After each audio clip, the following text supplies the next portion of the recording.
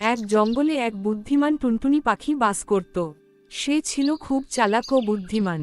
তার ছোট্ট বাসটি ছিল এক বড় আমগাছের ডালে।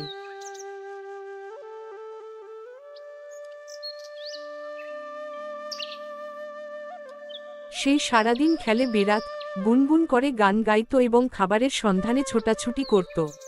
দুষ্টু পাখি মিষ্টি পাখি তুমি আমার নাম, খাই দাই গান গাই তাই রে নাই রে না।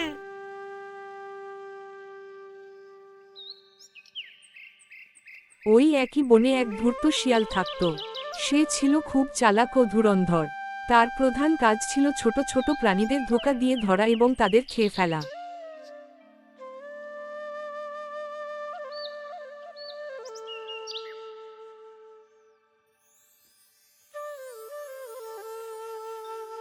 সে যখনই সুযোগ পেত তখনই কোনো না কোনো নিরীহ প্রাণীকে ফাঁদে ফেলে তার খাবার বানানোর চেষ্টা করত।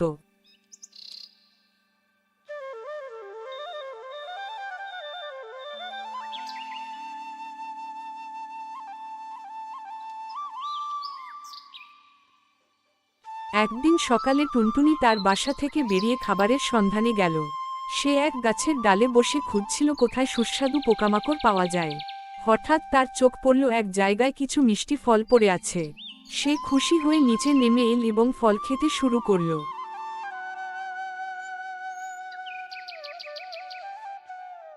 এদিকে শিয়াল সেই পথ দিয়ে যাচ্ছিল। সে দেখল ছোট্ট টুনটুনি মাটিতে নেমে ফল খাচ্ছে। তার মুখে লোভাতুর হাসি ফুটে উঠল। সে ভাবল, আরে ওটা টুনটুনি না?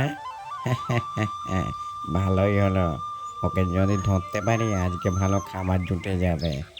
সে ধীরে ধীরে টুনটুনির কাছে গিয়ে মিষ্টি স্বরে বলল,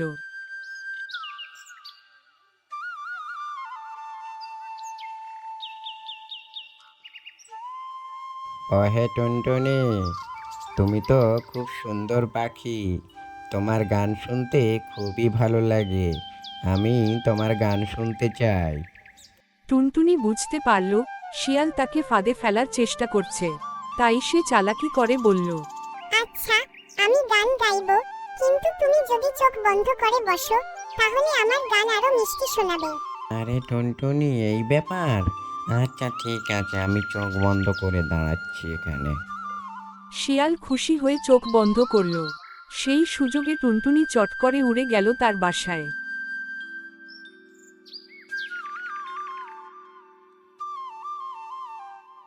শিয়াল চোখ খুলে দেখে টুনটুনি নেই। সে রেগে আগুন হয়ে গেল। সে মনে মনে প্রতিজ্ঞা করল, এত সহজে আমি হার মানব না। অন্য কোনো উপায়ে টুনটুনিকে আমি ধরবই।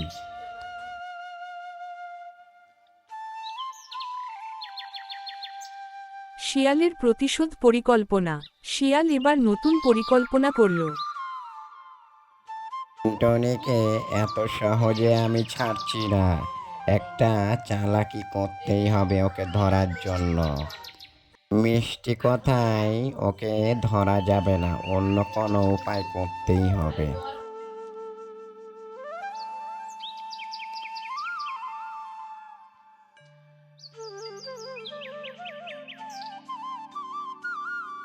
সে একদিন গাছের নিচে বসে কাঁদতে লাগল।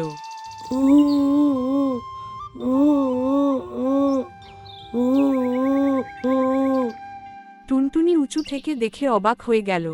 সে জিজ্ঞেস করল, কি হয়েছে শিয়াল মামা, তুমি কেন কাঁদছো? শিয়াল দীর্ঘশ্বাস ফেলে বলল, আমি খুব অসুস্থ রে টুনটুনি।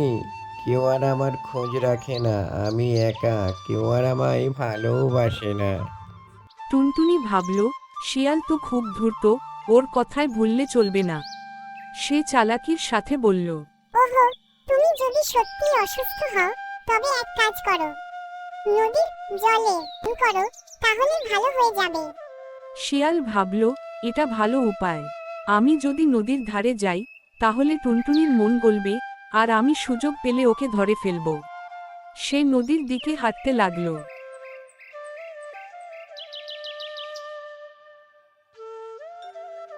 কিন্তু সে জানত না টুনটুনি আগেভাগেই তার বন্ধু কাকড়াদের বলে রেখেছে যে শিয়াল নদীতে নামলে তাকে চিমটি কাটতে হবে।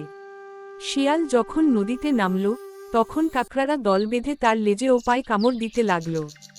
শিয়াল ব্যথায় চিৎকার করে উঠে দৌড়ে পালিয়ে গেল। ওরে বাবা, আমি পালাই, আমি পালাই, আমাকে কাকড়াই ধরেছে।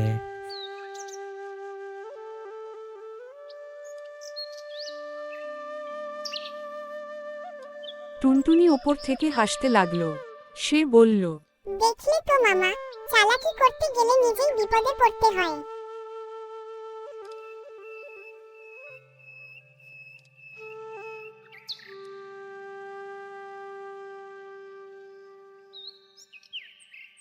এই গল্প থেকে আমরা শিখি যে বুদ্ধি ও ধৈর্য থাকলে বড় ও শক্তিশালী প্রতিপক্ষকেও হারানো যায়। শিয়াল তার ধূর্ততার কারণে বারবার হেরে গেছে, আর টুনটুনি তার বুদ্ধির জোরে রক্ষা পেয়েছে। তাই জীবনে শক্তি নয়, বুদ্ধিই প্রকৃত শক্তি। বন্ধুরা, আজকের গল্প এখানে শেষ করছি। পরবর্তী সময়ে আরো মজার মজার গল্প নিয়ে আসবো। সকলে সুস্থ থাকুন, ভালো থাকুন। আর বন্ধুরা, আমার এই ভিডিওটা আপনাদের ভালো লাগে তাহলে একটা লাইক করে দেবেন, আর চ্যানেলটিতে নতুন হয়ে থাকলে সাবস্ক্রাইব করে বেল আইকন প্রেস করে দেবেন।